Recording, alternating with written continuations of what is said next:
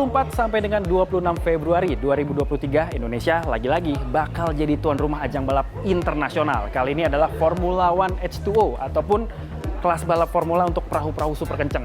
Kali ini, The Great Caldera Danau Toba bakalan jadi tuan rumah penyelenggaraan itu sendiri di Sumatera Utara. Nah, kalau dibandingin sama ajang balap lain kayak Formula One sama MotoGP, F1 H2O kayaknya masih kalah pamor dan kurang familiar ya. Tapi kira-kira seperti apa sih spesifikasi dan juga mekanisme dari ajang balap akuatik ini sendiri?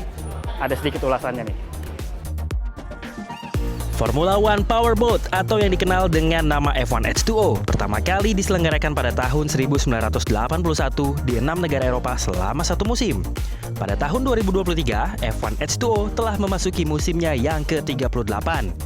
Teknologi perahu yang digunakan sudah jauh lebih berkembang, baik secara performa mesin, konstruksi bodi perahu, hingga keamanannya. F1 H2O sejatinya adalah perahu motor berjenis katamaran atau perahu berlambung ganda yang berkemampuan lebih baik saat melesat lurus maupun bermanuver cepat di atas permukaan air. Perahu motor ini juga memiliki material bodi yang kuat namun ringan berkat penggunaan material berbahan serat karbon dan Kevlar.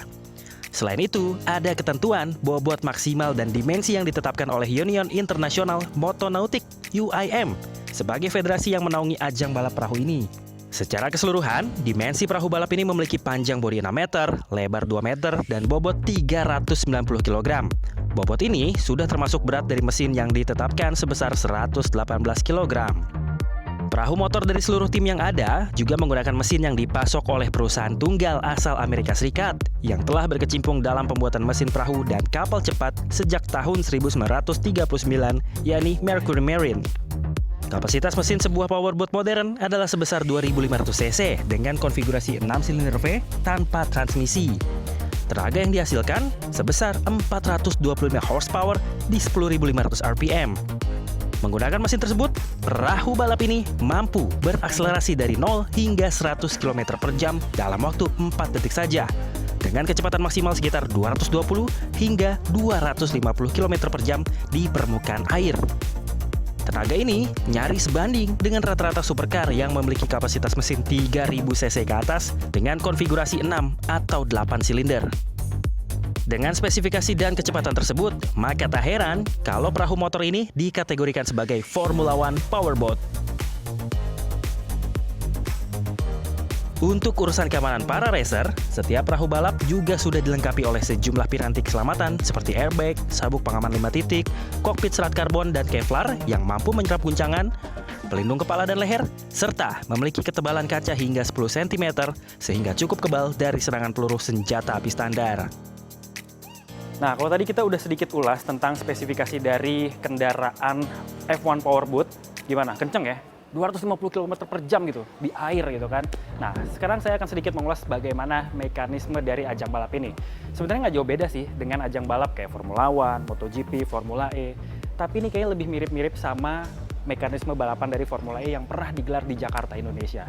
Nah, kira-kira begini nih ulasannya nih.